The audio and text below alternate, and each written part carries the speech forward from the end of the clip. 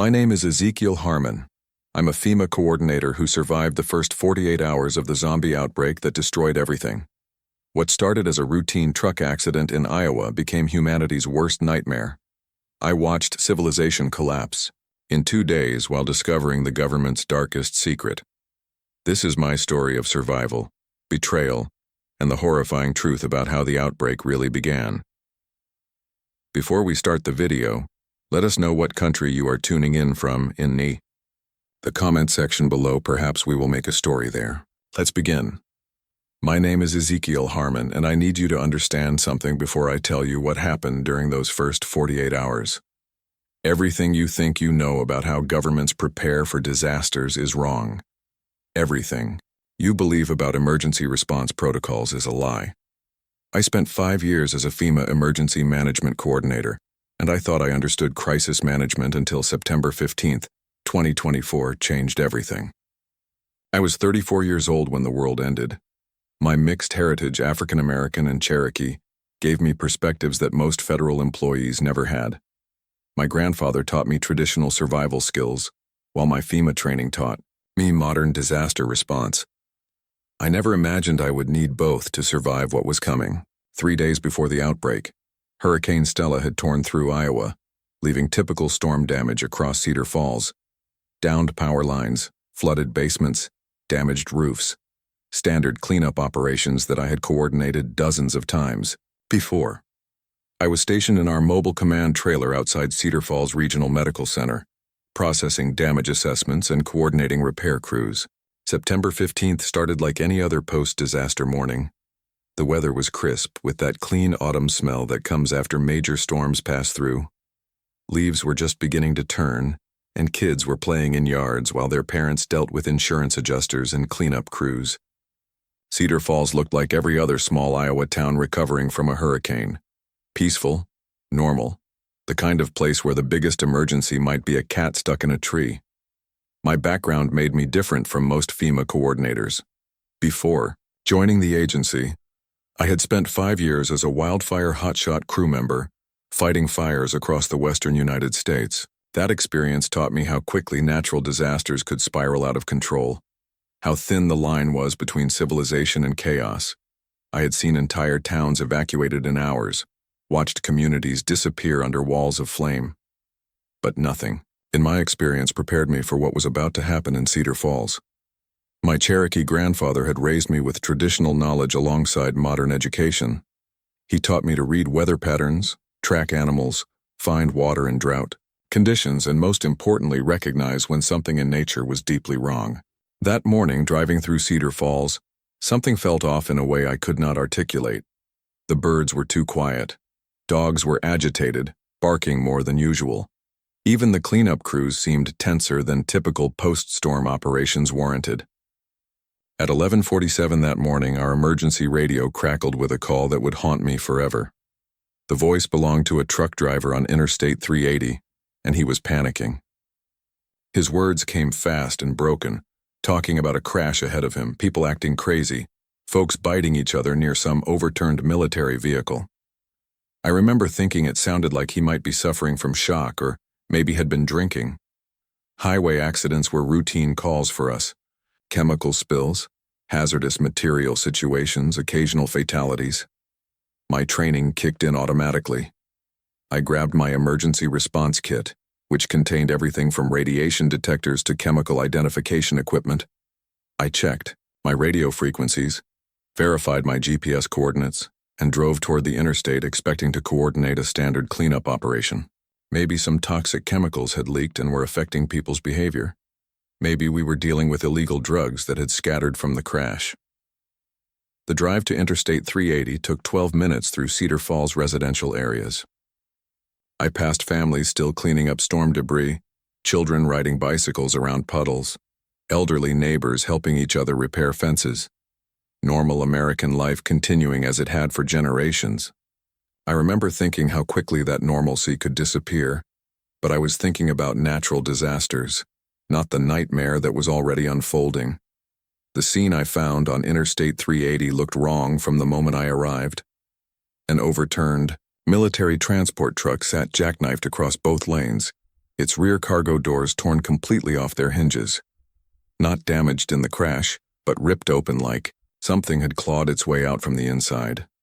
The metal was bent outward, showing tremendous force applied from within the cargo compartment.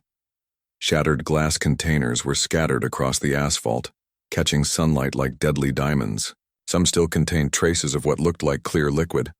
Others were completely empty. The smell hit me immediately.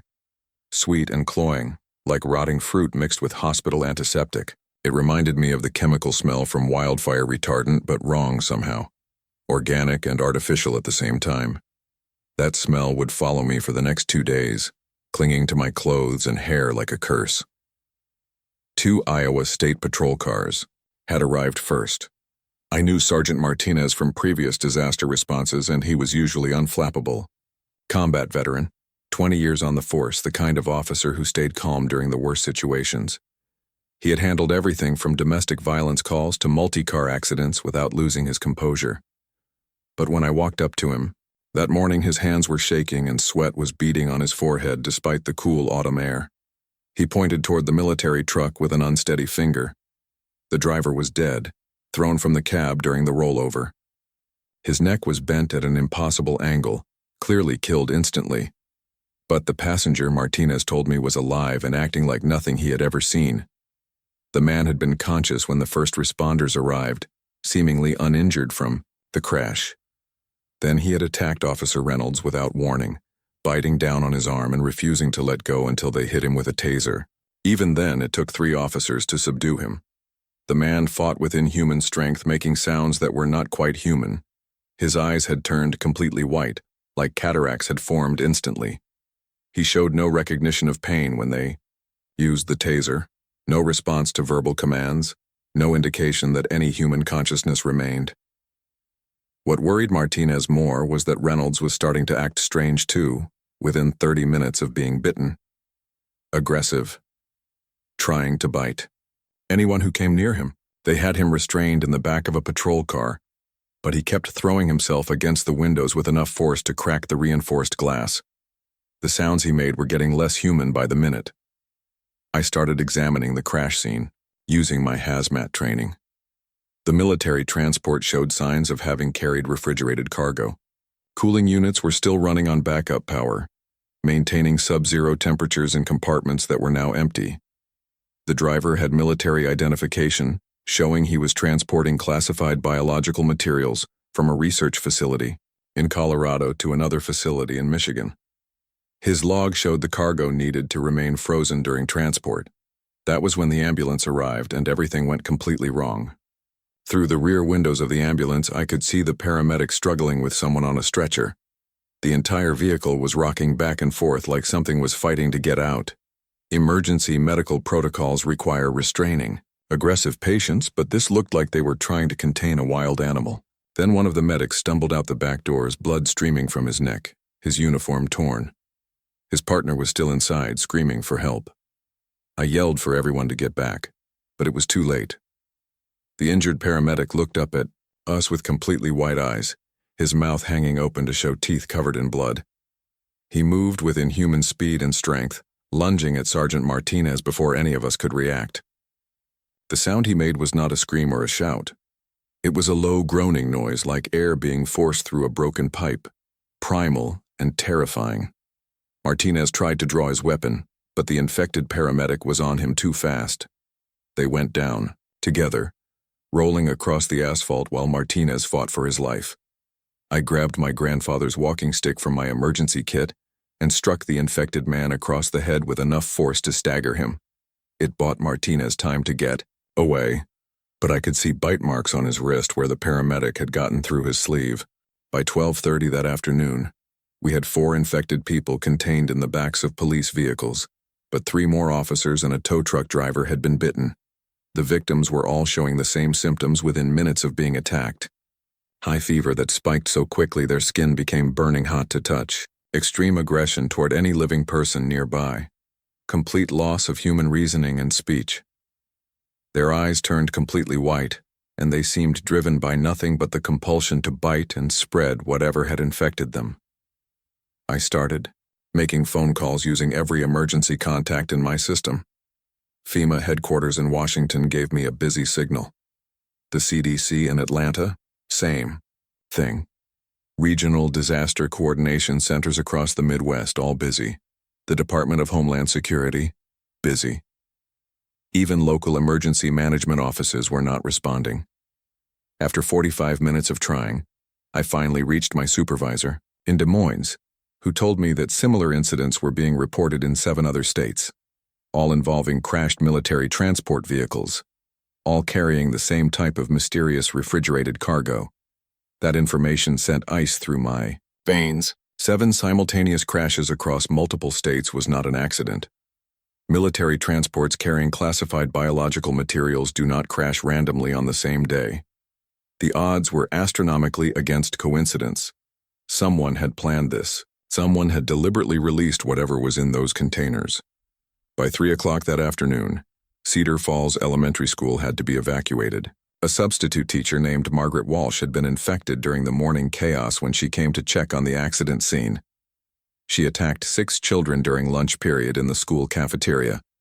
Parents arrived to find their kids barricaded in classrooms while something that used to be their teacher tried to break down doors with inhuman persistence. The children were not immune. Nobody was immune. Whatever this pathogen was, it affected every human being it encountered regardless of age, health, or any other factor. I coordinated the school evacuation using standard emergency protocols, but nothing felt standard anymore. Parents were screaming for their children, kids were crying and traumatized, and we had no idea how to contain whatever was spreading through our town. Margaret Walsh had been a quiet woman in her 60s who taught Sunday school at the Baptist church. She had substitute taught at the elementary school for 15 years, known for her patience and kindness with difficult children. 12 hours later, she was a monster trying to tear apart first graders with her bare hands and teeth. By 5:30 that evening, Cedar Falls Regional Medical Center was completely overrun. Infected patients had attacked medical staff, who then turned and attacked other patients in an unstoppable chain reaction. The emergency room became a war zone. Doctors and nurses who had dedicated their lives to healing people were now mindless predators hunting anyone with a pulse. The hospital's security systems meant nothing when the threat came from within. The power grid started failing as infected. Workers abandoned their posts or were killed trying to maintain essential services. The Cedar Falls electrical plant had 3 infected workers who attacked the control room staff before anyone realized the danger. Street lights flickered and died. Traffic signals went dark. The steady hum of civilization simply stopped. Water pressure dropped as pumping stations lost power and personnel. Emergency radio channels filled with desperate calls for help that nobody could answer anymore. Police dispatchers were abandoning their posts. Fire departments were being overrun, responding to calls. Even military frequencies were reporting containment failures and requesting immediate backup that was not coming. Between the static and screaming, we heard reports from across the Midwest. Chicago was burning as infected overran multiple hospitals and spread through the densest population areas. Minneapolis had lost all communication with the outside world after their emergency management center went dark. Kansas City had implemented martial law, but even the military was being overwhelmed as soldiers turned on their own units after being infected. The infection was spreading faster than anyone could track or contain. Every bite created a new infected person within minutes. Every infected person was driven to bite as many others as possible. The mathematics were terrifying. Exponential growth that no emergency response system could handle. I spent that first night barricaded inside the FEMA command trailer with 2 survivors. State Trooper Sarah Kim, a tactical response specialist with 8 years of law enforcement experience, and Mike Chen, an emergency room nurse who had escaped the hospital massacre by hiding in a supply closet for 3 hours. We listened to the chaos outside our thin metal walls, knowing that the infected were gathering in the darkness. Through our night vision equipment, we watched infected people moving through the streets of Cedar Falls. They were not randomly wandering like popular movies suggested. They moved with purpose, gathering in groups almost like they were communicating through those low groaning sounds. Some appeared to be positioning themselves around key buildings. Others seemed to be herding uninfected survivors toward specific locations. The temperature was dropping as night fell, and we noticed the infected becoming less active and slower in their movements. The driver of that military transport had been mumbling about keeping containers cold before he died. Whatever pathogen had been released was affected by temperature, which meant cold weather might slow its spread or reduce the infected's capabilities. That detail would save my life more than once in the coming hours. But at the time, it was just another terrifying observation in a day full of them. September 15, 2024, was supposed to be a routine cleanup day after Hurricane Stella. Instead, it became the day that a simple truck accident in rural Iowa marked the beginning of the end of everything I thought I knew about the world. The infected were still out there in the darkness, and we had no idea what tomorrow would bring. The FEMA command trailer had become our fortress against the nightmare outside. Sarah Kim sat by the radio equipment, her tactical training evident in how she positioned herself to watch both the door and windows simultaneously. Mike Chen was treating minor injuries we had sustained during our escape from the hospital, his medical expertise invaluable even in these impossible circumstances. The three of us represented different aspects of emergency response, and we were about to learn just how inadequate our preparation had been. Through the reinforced windows, we could see infected people moving through the streets of Cedar Falls with disturbing coordination. These were not the mindless zombies from movies. They moved with purpose, positioning themselves around key buildings like they were following some kind of tactical plan. Groups of infected would gather, make those low groaning sounds that seemed to carry meaning, then disperse to new locations. It was like watching a military unit coordinate positions, except these soldiers used to be our neighbors. The night vision equipment in our command trailer gave us a clear view of their behavior patterns. Infected individuals would stop moving when the temperature dropped below a certain point, becoming sluggish and almost dormant. This aligned with what the dying truck driver had said about keeping the containers cold. Whatever pathogen had been released was clearly affected by temperature, slowing down in cold conditions. This information would prove crucial for survival, though at the time it felt like a small advantage against an overwhelming enemy. Sarah had established communication protocols with other survivor groups using our emergency radio systems. At 10:30 that night, we made contact with a group barricaded in the Cedar Falls police station. Officer Martinez was still alive, though he reported that the bite wound on his wrist was becoming infected despite not being a direct bite. The area around the wound was turning black, and he was experiencing fever and disorientation. This suggested the pathogen might be transmissible through any contact with infected bodily fluids, not just bites. Mike confirmed this theory based on his medical knowledge.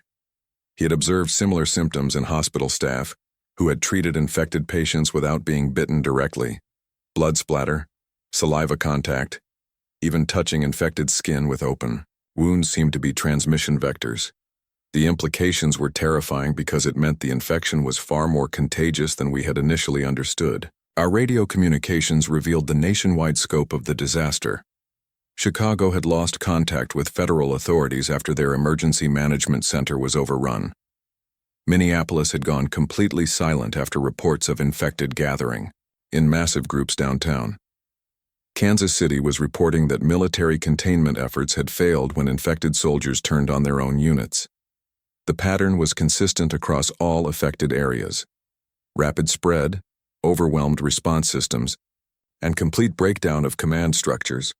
At 11:45, we received our last communication from FEMA headquarters in Des Moines.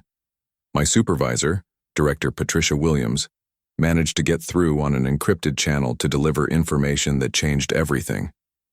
She confirmed that 7 military transport vehicles had crashed simultaneously across 7 states, all carrying biological research materials from classified government projects.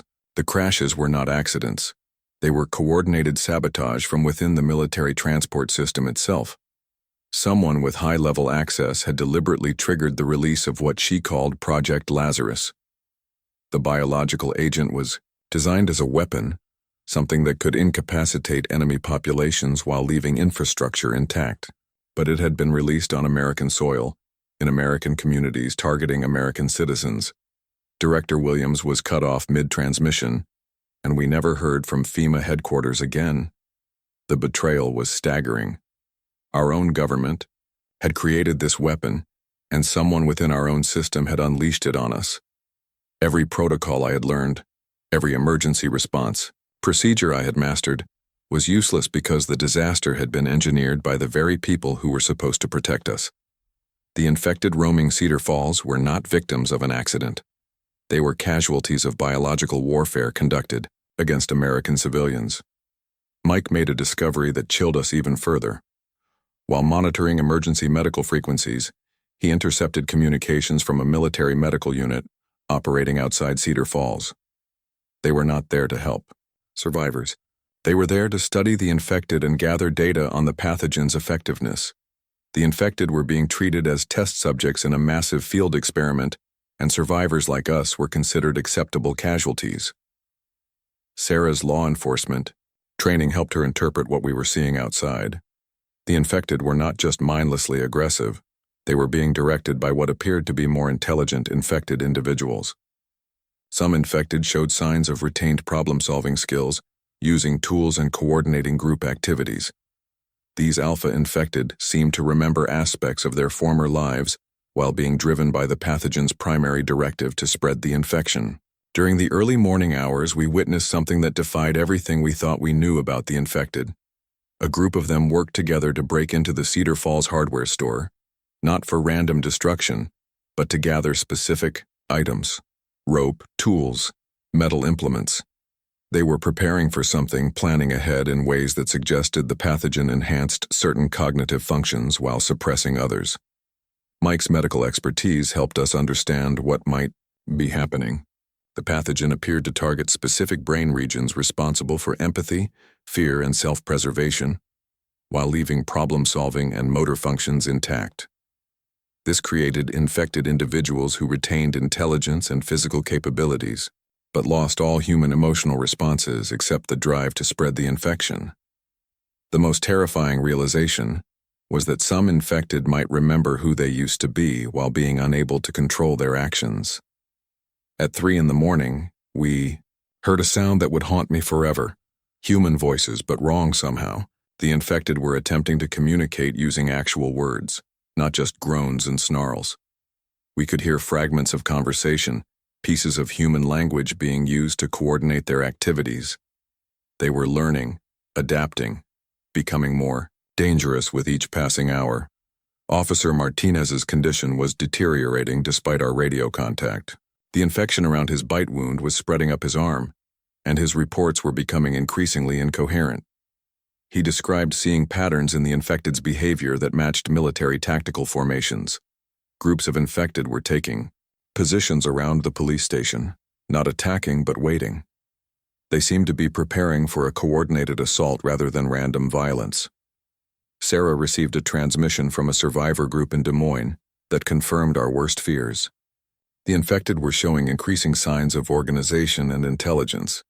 Survivor groups that had been successfully defending themselves were being overrun by infected who had learned from previous failed attacks. The pathogen was not just spreading through bites, it was spreading tactical knowledge and problem-solving abilities throughout the infected population. The temperature began rising as dawn approached, and we observed the infected becoming more active and aggressive. Their sluggish nighttime behavior gave way to coordinated movement patterns that suggested they had been planning during their dormant period. Groups that had been scattered throughout the night were converging on specific locations, including our command trailer. Mike made a crucial observation about the infected's attraction to heat and movement. They seemed drawn to warm environments and active survivors, but they lost interest in completely motionless targets. This suggested that playing dead might be an effective survival strategy, but only if one could remain absolutely still while infected investigated. The slightest movement or sound would trigger their aggressive response. At 4:30 a.m, we lost contact with the police station. Officer Martinez's final transmission was barely coherent, but he managed to warn us that the infected had breached their defenses using tools and coordinated tactics. They had not overwhelmed the station through brute force. They had systematically disabled the building's security measures, and entered through multiple access points simultaneously. The infected were learning from each encounter, sharing information through methods we did not understand. Every successful attack taught them new techniques that spread throughout their population. Every failed defense revealed weaknesses they could exploit in future assaults. We were not just fighting an infection. We were fighting an enemy that grew smarter with every battle. Sarah discovered that the infected were deliberately targeting emergency responders and government officials. Police officers, firefighters, medical personnel, and emergency management coordinators like myself were being specifically hunted. This was not random predation. It was strategic elimination of anyone who might organize effective resistance.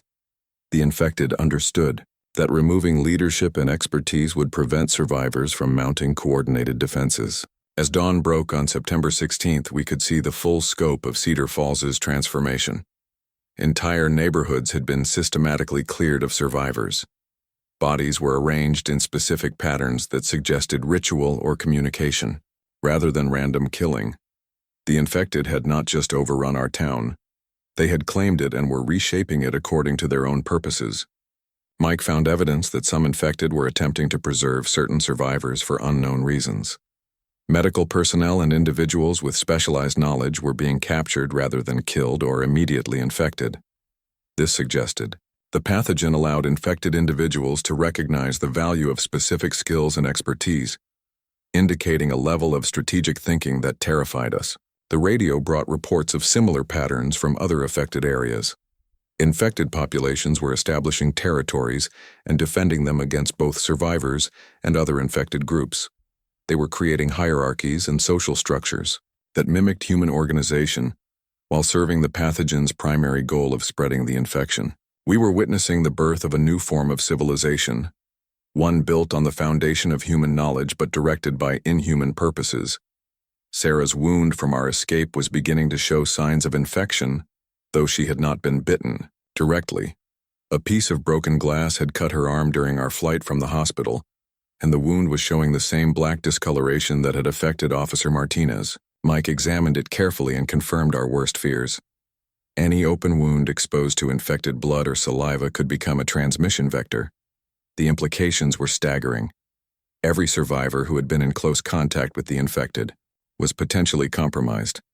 Every cut, scrape, or abrasion could become a gateway for the pathogen. Sarah's tactical expertise and law enforcement training made her invaluable to our survival, but she was slowly becoming the very thing we were fighting against. As the sun rose higher and the temperature increased, the infected outside our trailer became increasingly active and aggressive. We could hear them testing our defenses, probing for weaknesses without launching a full assault. They were patient, methodical, and clearly operating according to a plan that extended beyond immediate gratification. The infected were not just hunting us. They were studying us, learning our capabilities and limitations before making their move. The morning brought a radio transmission that would change everything we thought we knew about the outbreak. A military frequency carried a coded message about containment protocols and specimen collection. The infected were not just victims of a biological weapon. They were the intended result of a deliberate military experiment, and someone was still monitoring their development and behavior. The morning of September 16th revealed Cedar Falls transformed into something unrecognizable. From our command trailer windows, we could see the infected had not just overrun our town, but had begun organizing it according to their own disturbing logic. Bodies were arranged in geometric patterns throughout the streets, not scattered randomly, but positioned with deliberate precision. The infected were communicating through these arrangements, creating a visual language we could not decipher but clearly understood among themselves. Sarah's condition was deteriorating rapidly.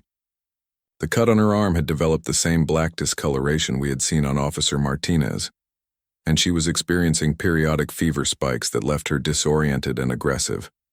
Mike monitored her symptoms carefully, documenting how the pathogen spread through non-bite transmission. Her law enforcement training remained intact during lucid periods, but we could see her personality changing in subtle ways that terrified us. At 6 in the morning, we received a desperate radio transmission from Cedar Falls High School.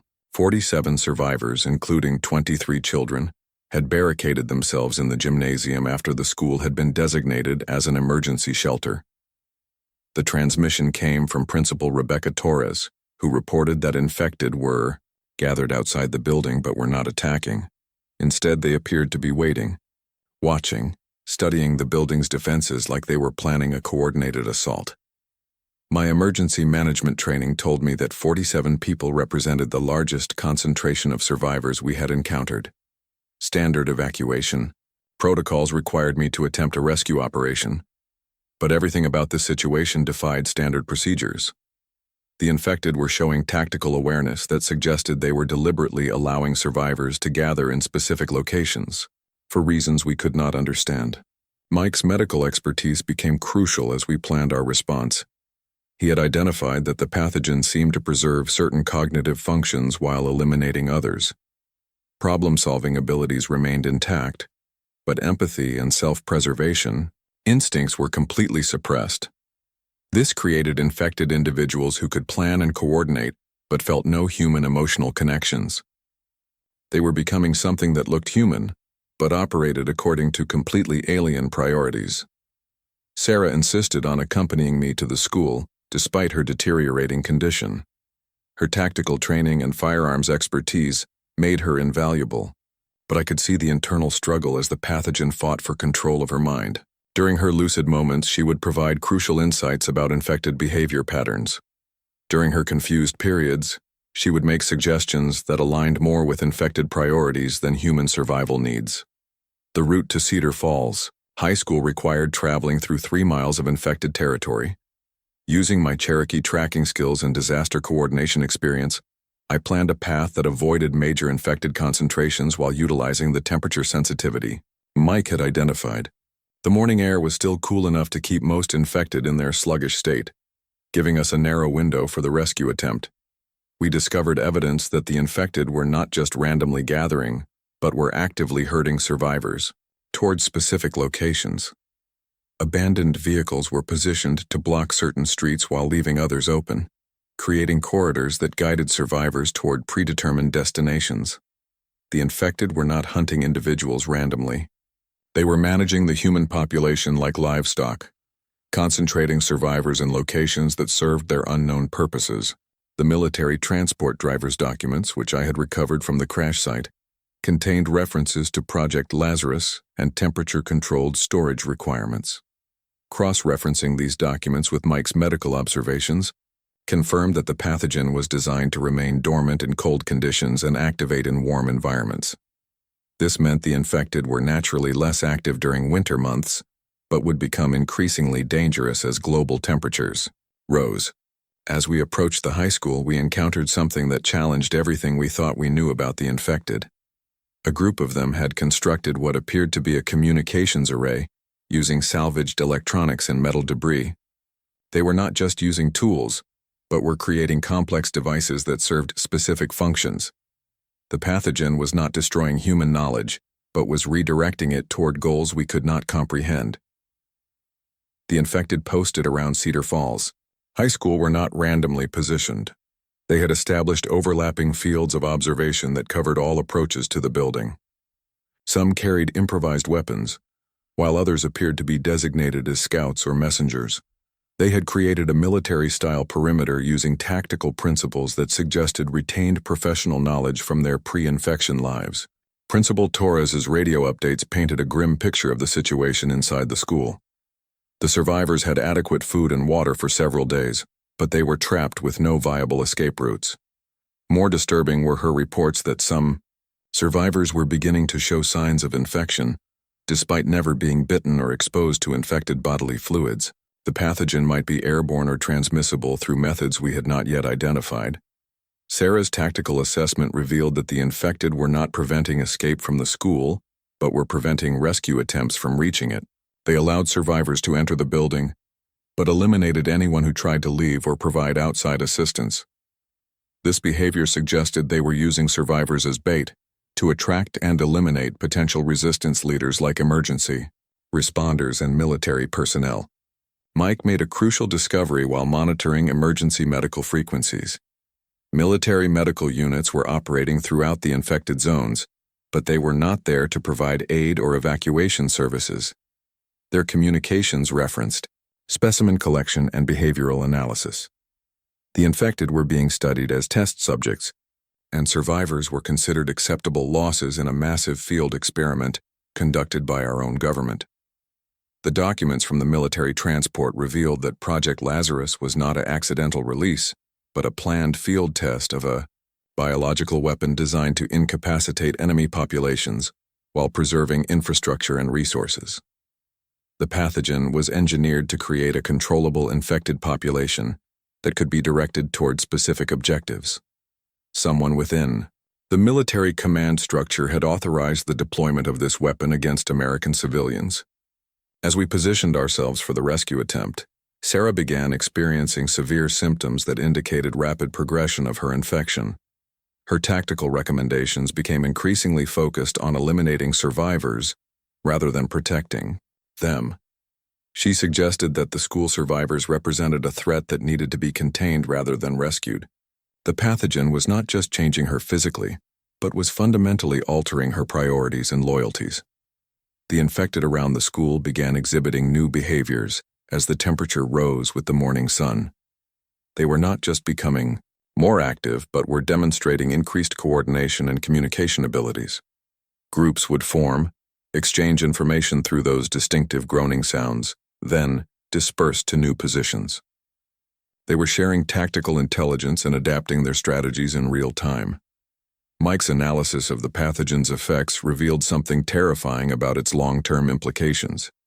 The infected were not dying from the infection, but were being transformed into something that retained human knowledge and capabilities while serving completely different objectives. They represented a new form of human evolution, one directed by artificial selection toward goals that prioritize pathogen transmission over individual survival. Principal Torres reported that the infected outside the school were beginning to construct what appeared to be siege equipment using materials salvaged from the surrounding area. They were not just waiting for the survivors to weaken from hunger and thirst. They were preparing for a coordinated assault that would minimize damage to the building and maximize survival of potential hosts for the pathogen.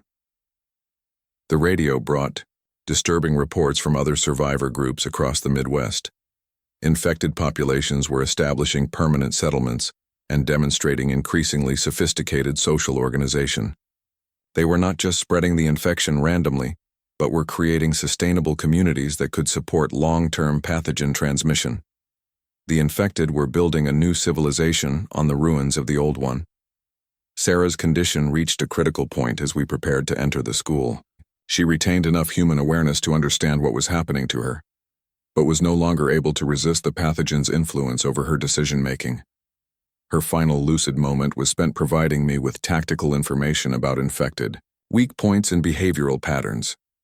Then the pathogen took complete control, and Sarah Kim ceased to exist as a human being. The person who had been my partner and protector for the past 18 hours now represented the same threat as every other infected individual. Mike confirmed that her transformation was complete, based on the physical and behavioral changes we observed.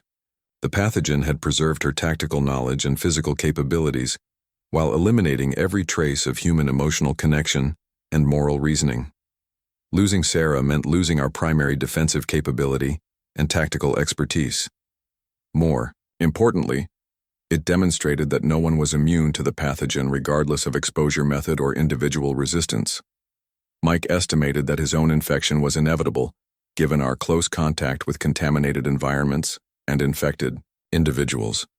I was likely the only person in our group who might remain uninfected long enough to complete a rescue mission. The infected were demonstrating increasingly complex problem-solving abilities that suggested the pathogen enhanced certain cognitive functions while suppressing others. They were not just using existing knowledge, but were combining information from multiple infected individuals to create solutions that exceeded any single person's pre-infection capabilities. The pathogen was creating a collective intelligence that utilized the combined knowledge of everyone it infected. Mike's medical analysis revealed that the pathogen was not randomly destructive, but was selectively modifying brain function to serve specific purposes. Infected individuals retained professional skills, technical knowledge, and problem-solving abilities, while losing emotional connections, fear responses, and self-preservation instincts. They became perfect servants for whatever entity had designed and deployed the pathogen. The military communications we intercepted confirmed that Project Lazarus was part of a larger biological warfare program designed to create controllable populations that could be directed toward specific objectives. The infected were not victims of a failed experiment, but were the successful result of a weapon designed to transform human societies into something that served external interests rather than human welfare. As we prepared for what would likely be a suicide mission, to reach the school survivors, the infected began exhibiting behaviors that suggested they were aware of our presence and intentions. They were not just responding to immediate stimuli, but were anticipating our actions and preparing countermeasures. The pathogen had created something that combined human intelligence with inhuman patience and coordination. The rescue attempt would require traversing infected territory while avoiding detection by enemies who possessed human knowledge, inhuman persistence, and collective intelligence that exceeded anything we could match. Sarah's transformation had eliminated our tactical advantage. Mike's infection was progressing rapidly, and I was facing the possibility of attempting to evacuate 47 people through hostile territory with no backup or support. The infected were no longer just spreading randomly through the population. They were implementing a systematic plan to transform human civilization into something that served the pathogen's objectives rather than human needs. Every successful infection added to their collective knowledge and capabilities while eliminating potential resistance. We were not just fighting for survival. We were fighting for the right of humanity to remain human. The transformation of Sarah Kim into one of the infected marked the beginning of the most terrifying phase of those first 48 hours. Mike Chen was showing early symptoms of infection from his exposure to contaminated blood at the hospital. Though he had never been directly bitten, his medical expertise allowed him to monitor his own deterioration with clinical precision, documenting how the pathogen was systematically altering his brain chemistry and behavioral responses while leaving his professional knowledge intact. Sarah's transformation had been rapid and complete. Within 2 hours of her final lucid moment, she exhibited all the characteristic signs of advanced infection. Her eyes had turned completely white. Her movements became purposeful, but inhuman, and she began making those distinctive groaning sounds that served as communication among the infected. Most disturbing was that she retained her tactical knowledge and firearms training while losing every trace of human emotional connection. Mike made a crucial observation about the infection process that would save my life repeatedly in the coming hours. The pathogen seemed to preserve professional skills and technical knowledge while eliminating emotional responses and self-preservation instincts. Infected individuals retained their pre-infection expertise but redirected it towards serving the pathogen's objectives rather than human welfare. This meant that infected doctors still understood medicine, infected soldiers still knew military tactics, and infected engineers could still operate complex equipment. The infected Sarah provided us with an inadvertent demonstration of this phenomenon. She began systematically checking the security measures around our command trailer, not to break in but to evaluate our defensive capabilities. Her tactical assessment was professional and thorough, examining sight lines, structural, weak points, and potential escape routes with the same expertise she had possessed as a state trooper. The difference was that she was now gathering this information to help other infected eliminate us rather than to protect fellow survivors. Mike's condition was deteriorating rapidly, but his medical knowledge remained sharp enough to analyze the pathogen's effects on his own cognitive processes. He reported experiencing decreased emotional responses to danger and reduced concern for his own survival while retaining complete access to his medical training and diagnostic abilities. The pathogen was selectively targeting specific brain regions while preserving others, creating infected individuals who combined human expertise with inhuman priorities. During the early afternoon, we received a transmission from the Cedar Falls High School that changed everything we thought we knew about the infected. Principal Torres reported that the infected outside the building had begun constructing what appeared to be sophisticated siege equipment using materials salvaged from the surrounding area. They were not just using existing tools, but were manufacturing complex devices that demonstrated engineering knowledge and collaborative planning capabilities. More disturbing was her observation that the infected were working in specialized teams with distinct roles and responsibilities. Some gathered materials, others performed construction tasks, and still others maintained security perimeters. They had created a functional society with division of labor and coordinated objectives. The pathogen had not destroyed human civilization but had repurposed it to serve different goals. Mike's analysis of the infected's organizational capabilities revealed the true scope of what we were facing. The pathogen was not randomly spreading through the population but was systematically recruiting individuals with specific skills and knowledge. Medical personnel, engineers, military officers, and emergency responders were being specifically targeted for infection because their expertise would be valuable to the infected community's development and expansion. My position as a FEMA emergency management coordinator made me a high-value target for infection. My knowledge of disaster response protocols, government emergency procedures, and critical infrastructure vulnerabilities would be extremely useful to an infected population seeking to expand their territory and eliminate human resistance. The infected were not just spreading randomly, but were conducting strategic recruitment of individuals whose skills would advance their objectives. The radio brought reports from across the Midwest that confirmed our worst fears about the infected's long-term capabilities. Survivor groups in Chicago reported that infected populations had restored power to specific areas of the city and were operating essential services like water treatment and transportation systems. The infected were not destroying human infrastructure, but were maintaining and utilizing it for their own purposes. Military frequencies carried communications about Project Lazarus that revealed the true nature of what had been unleashed on American soil. The biological weapon was designed to create a controllable population that could be directed toward specific objectives while preserving valuable infrastructure and resources. The infected were not victims of a failed experiment, but were the intended result of a weapon designed to transform human societies into something that served external interests. Mike's medical expertise helped us understand why the infected retained professional knowledge while losing emotional connections. The pathogen targeted the limbic system and prefrontal cortex regions responsible for empathy, fear, and personal relationships, while leaving technical knowledge centers intact. This created individuals who could perform complex tasks and solve sophisticated problems but felt no loyalty to human welfare or individual survival. As Mike's infection progressed, he began providing insights into the pathogen's effects from the perspective of someone experiencing the transformation. He reported that his concern for human survival was diminishing while his interest in pathogen transmission was increasing. Most terrifying was his observation that the change felt natural and logical, rather than forced or artificial. The pathogen was not controlling its hosts, but was convincing them that its objectives were their own. Sarah's transformed state demonstrated the infected's ability to coordinate complex operations across multiple groups. She would periodically make groaning sounds that carried information to other infected in the area, then respond to similar communications from distant locations.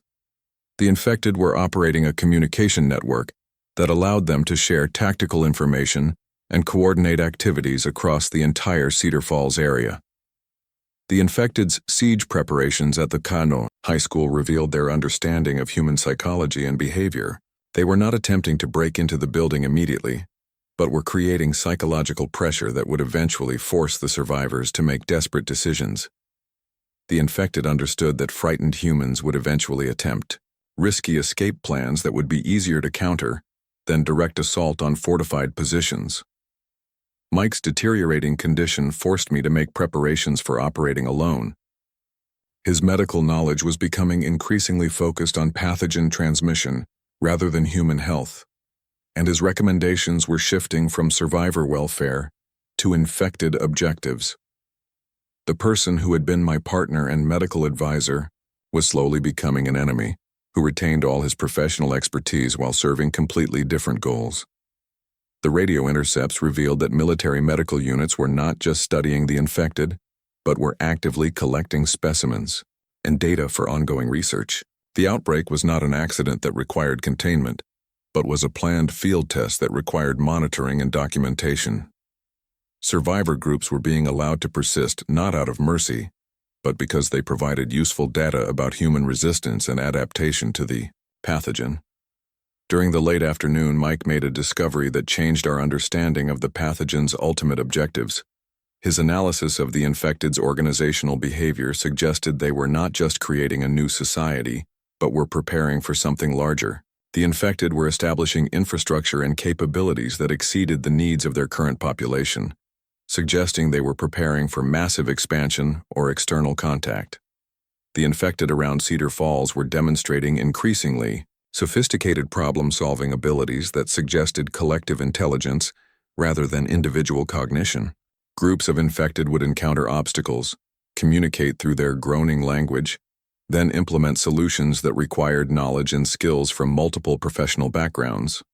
The pathogen was creating a hive mind that utilized the combined expertise of everyone it infected. Mike's transformation reached a critical point where he retained enough human awareness to understand what was happening, but could no longer resist the pathogen's influence over his decision-making. His final contribution to human survival was a detailed analysis of the infected's weak points and behavioral patterns based on his medical knowledge and first-hand experience of the infection process. The most valuable information Mike provided concerned the infected's vulnerability to extreme temperatures and their dependency on coordinated group behavior. Individual infected were less effective than groups, and disrupting their communication networks would significantly reduce their tactical capabilities. He also confirmed that the infected's enhanced intelligence came at the cost of individual initiative, making them vulnerable to unexpected situations that required immediate adaptation. Mike revealed that the infected experienced a form of shared consciousness that allowed them to access memories and knowledge from other infected individuals. This explained their rapidly expanding capabilities and their ability to coordinate complex operations across large distances. The pathogen was not just preserving human knowledge, but was creating a collective repository that all infected could access. The loss of Mike meant losing our medical expertise and diagnostic capabilities just when we needed them most. More importantly, it demonstrated that the pathogen's influence was absolute and irreversible once it reached advanced stages.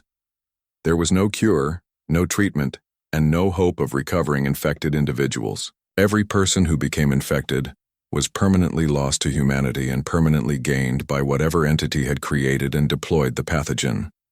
The infected were not just eliminating human resistance, but were actively recruiting human expertise for their own purposes. Every doctor, engineer, scientist, and specialist who became infected added their knowledge to the collective capabilities of the infected population. The pathogen was conducting systematic theft of human civilizations, accumulated knowledge and expertise. As evening approached, the infected's activity patterns revealed their preparation for large-scale operations that would extend far beyond Cedar Falls. Radio communication suggested similar infected populations were coordinating activities across multiple states, sharing information and resources in ways that indicated a unified command structure. The outbreak was not a series of isolated incidents, but was part of a coordinated campaign with strategic objectives. The infected Mike provided final confirmation of what we had suspected about the pathogen's true nature. It was not a naturally occurring organism, but was an artificially engineered weapon designed to harvest human knowledge and capabilities while eliminating human resistance to external control. The infected were not random victims, but were carefully selected recruits for a new form of civilization that served non-human interests. My position as the last uninfected member of our group meant that I possessed crucial information about emergency management protocols and government response capabilities that would be valuable to the infected. I had become a high-priority target, not just for elimination but for conversion. The infected wanted my knowledge intact and available for their use, which meant they would attempt to capture rather than kill me. The realization that I was being hunted by people who had been my colleagues and partners made every decision more difficult. Sarah's tactical expertise and Mike's medical knowledge were now being used against human survival rather than for it. The infected retained every skill and piece of information that made them valuable as humans, but redirected all of it toward eliminating humanity and establishing something else in its place. The radio brought reports of infected populations, coordinating activities across distances that suggested communication methods beyond the groaning sounds we had observed. Groups separated by hundreds of miles were implementing synchronized strategies that required complex planning and information sharing. The pathogen had created a communication network that operated through methods we could not detect or understand. Principal Torres made her final transmission from Cedar Falls High School at 7:30 that evening. The infected had completed their siege preparations and were beginning what appeared to be a coordinated assault on the building. Her last words confirmed that the infected were using sophisticated tactics and equipment that demonstrated retained military and engineering knowledge. Then the radio went silent, and I knew that 47 more survivors had been lost to whatever the infected were becoming. As the sun set on September 16th, I was alone in a command trailer surrounded by enemies who had once been friends and colleagues.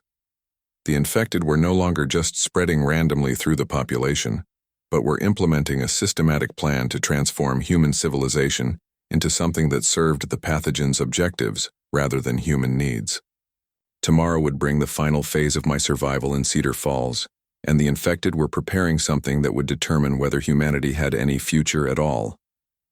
The silence from Cedar Falls High School marked the end of any hope for organized rescue operations.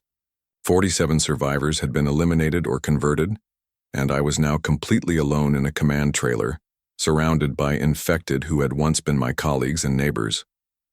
The radio frequencies that had connected me to other survivor groups across the Midwest were going silent one by one, suggesting that similar coordinated assaults were occurring throughout the infected territories.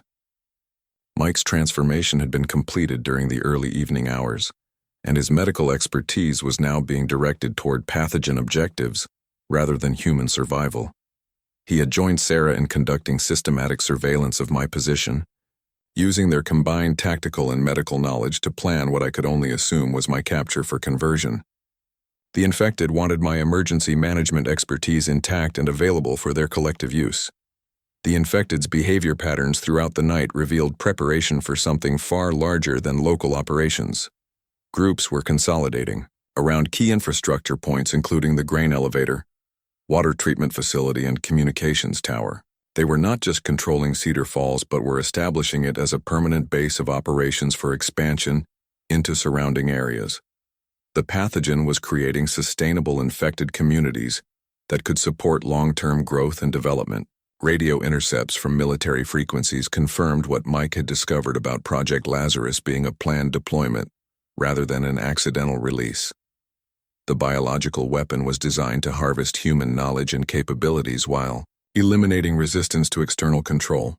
Government officials at the highest levels had authorized the use of American civilians as test subjects for a weapon that would transform human society into something that served non-human interests. The infected's communication network extended far beyond the groaning sounds we had observed locally. Similar infected populations across 7 states were coordinating activities that suggested unified command and strategic planning. The outbreak was not spreading randomly, but was following predetermined patterns designed to maximize conversion of valuable human resources while preserving critical infrastructure and knowledge systems. My position as a FEMA emergency management coordinator made me uniquely valuable to the infected's expansion plans. My knowledge of disaster response protocols, government emergency procedures, and critical infrastructure vulnerabilities would accelerate their ability to overcome human resistance and establish control over larger territories. Every hour I remained uninfected represented lost opportunity for the pathogen to acquire crucial strategic information. The infected were demonstrating patience and tactical sophistication that exceeded anything we had observed during the initial outbreak. Rather than attempting immediate assault on my position, they were creating psychological pressure designed to force me into making desperate decisions that would facilitate my capture. They understood human behavior well enough to know that isolation and fear would eventually drive me to take risks that would play into their strategic advantages. During the early morning hours of September 17th, I received a transmission that changed everything I thought I knew about the scope of the outbreak. A ham radio operator in Montana reported that infected populations were constructing what appeared to be landing strips and communication arrays that suggested preparation for external contact. The pathogen was not just transforming human society, but was preparing infrastructure for something or someone that would arrive from outside Earth. The implications were staggering. Project Lazarus was not just a biological weapon, but was a preparation tool designed to ready human populations for external occupation or control. The infected were not random victims, but were carefully converted servants preparing Earth's resources and infrastructure for entities that had not yet revealed themselves. Humanity was being systematically replaced by something that looked human, but served completely alien objectives. My Cherokee grandfather's teachings about recognizing unnatural threats became crucial as I planned my escape from Cedar Falls.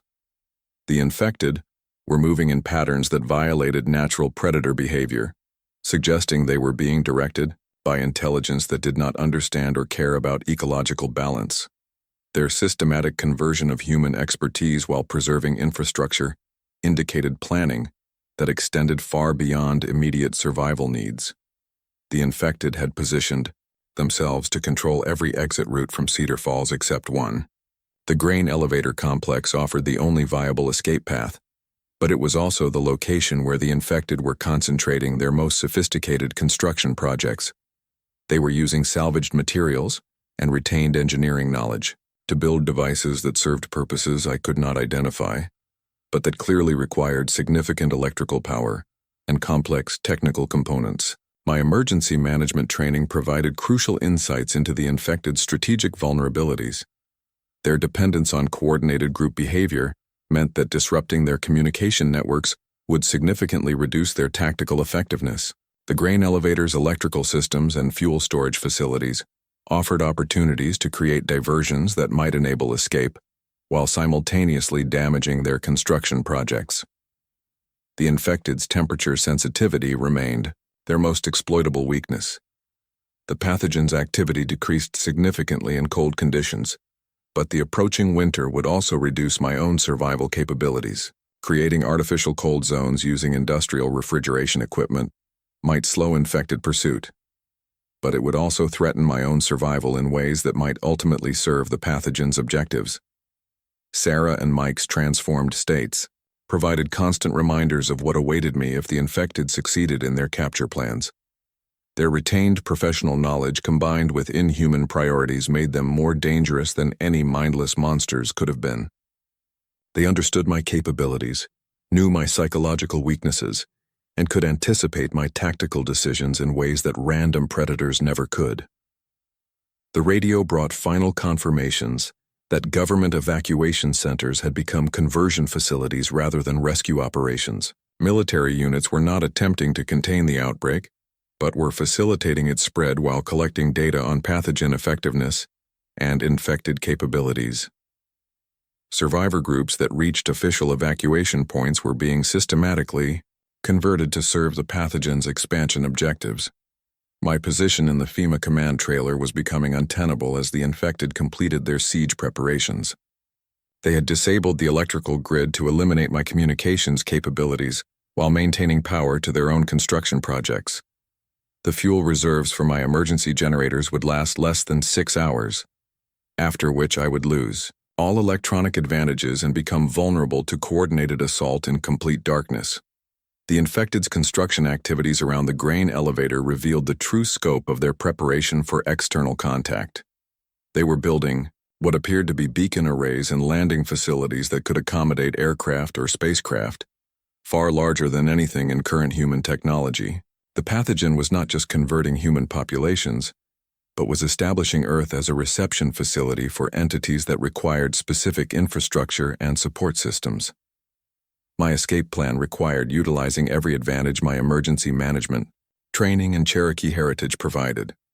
The grain elevator's industrial equipment offered opportunities to create massive diversions using fire and explosive materials that would disorient the infected's coordination systems. My grandfather's tracking skills would help me navigate through infected territory, while avoiding detection by enemies who retained human knowledge but lacked traditional wilderness experience. The infected were showing increasing signs of coordination, with similar populations across multiple states. Radio communications suggested that the grain elevator projects were being replicated in dozens of locations, creating a network of facilities that could support large-scale external operations. The pathogen was transforming American infrastructure into something designed to serve non-human objectives on a continental scale. The documents I had recovered from the military transport provided additional evidence of the outbreak's true purpose. Project Lazarus had been developed in coordination with entities that were referenced only as external consultants in the classified files. The biological weapon was designed to specifications that exceeded current human understanding of genetic engineering and pathogen development. Someone or something with technology far beyond human capabilities had provided the knowledge necessary to create the pathogen. The infected's collective intelligence was demonstrating capabilities that surpassed anything achievable through human networking or communication systems. They were accessing information and coordinating activities across distances that suggested communication methods beyond anything in current human technology. The pathogen was not just preserving human knowledge, but was enhancing it through non-human technological integration. My final transmission to other survivor groups carried warnings about the infected's true nature and ultimate objectives. The outbreak was not a random disaster, but was a planned conversion of human civilization to serve external entities. Survival required not just avoiding infection, but actively disrupting the infected's construction projects and communication networks. Humanity's future depended on preventing the completion of whatever infrastructure the infected were building. The infected's tactical patience suggested they were confident in their eventual success. They could afford to wait because time favored their objectives over human survival. Every hour that passed brought more conversions, more infrastructure, development, and closer proximity to whatever external contact they were preparing to receive. My escape from Cedar Falls would only delay the inevitable, unless survivor groups could coordinate effective resistance against the infected's strategic objectives. The grain elevator complex represented both my best escape route and the infected's most critical project. Destroying their construction work might damage their preparation for external contact, but it would also eliminate my only viable exit from Cedar Falls. The choice was between personal survival and striking a blow against the pathogen's larger objectives that might benefit other survivor groups even if it cost my own life. My Cherokee ancestors had faced extinction-level threats before and had survived through adaptation and resistance rather than accommodation. The infected represented the same type of existential challenge that required total commitment to survival and absolute refusal to accept defeat. Compromising with the pathogen was not possible because its objectives inherently required the elimination of human autonomy and independence. The infected's collective intelligence made traditional military tactics less effective than psychological warfare and infrastructure disruption. They could coordinate responses to direct assault, but they might be vulnerable to chaos and unpredictability that exceeded their programmed behavioral parameters. Creating sufficient confusion and destruction might enable escape while damaging their strategic capabilities. The surveillance equipment in my command trailer revealed that the infected were implementing a containment strategy designed to capture rather than eliminate me. They had established multiple perimeter layers around my position, with each layer serving different tactical functions. The outer perimeter prevented escape, the middle layer provided early warning of any movement, and the inner perimeter was positioned for immediate response to capture opportunities. Sarah's tactical expertise was evident in the infected's positioning and coordination. She had retained all her law enforcement training while losing every trace of human loyalty or emotional connection. Her knowledge of police procedures and tactical response was now being used to hunt the very people she had once sworn to protect. The pathogen had turned our own expertise against us in the most personal and devastating way possible. Mike's medical knowledge was being utilized to ensure my capture would result in successful conversion rather than accidental death. The infected understood that my emergency management expertise was too valuable to risk losing through improper handling during the conversion process. They were prepared to provide medical support to ensure my survival long enough for the pathogen to complete its transformation of my cognitive functions. The infected's construction projects were nearing completion despite having been started less than 36 hours earlier. Their combined engineering knowledge and coordinated labor had accomplished in days what would normally require weeks or months of professional construction work. The pathogen was not just preserving human capabilities, but was enhancing them through elimination of individual limitations and conflicts. The final phase of my escape from Cedar Falls began at 4 in the morning, when the infected started their coordinated assault on the command trailer. They had completed their siege preparations and were confident that capture was inevitable. Their tactical approach demonstrated retained military knowledge, but also revealed dependency on predictable human behavioral responses that might be exploited through unexpected actions. My grandfather's walking stick became both weapon and tool as I prepared to fight my way through infected territory toward the grain elevator.